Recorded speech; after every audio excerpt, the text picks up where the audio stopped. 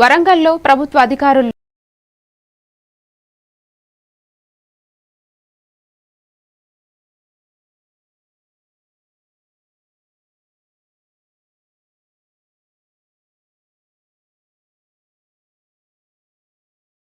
శబరీష్ అవినీతికి వ్యతిరేకంగా తొలి సంతకం చేశారు. దేశాభివృద్ధికి ప్రభుత్వాధికారుల అవినీతి ప్రధాన శత్రువని, అవినీతి అంతం కావాలంటే ప్రజలు, అధికారులు, ప్రభుత్వం కలిసి పనిచేయాలని జ్వాల స్వచ్ఛంద సంస్థ నిర్వాహకుడు ప్రశాంత్ తెలిపారు.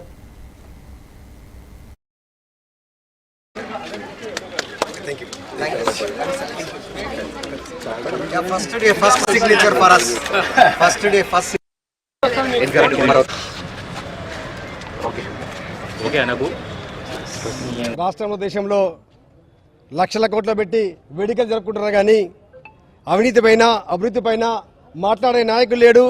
అధికారులు కూడా ఉన్నా ఎక్కువ ఎందరో కొందరు మాత్రమే ఉన్నారు.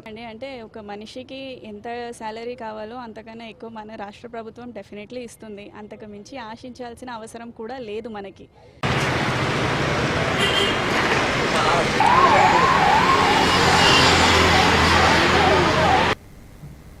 అబ్దుల్ కలాం ఫౌండేషన్ ఆధ్వర్యంలో ప్రతి శుక్రవారం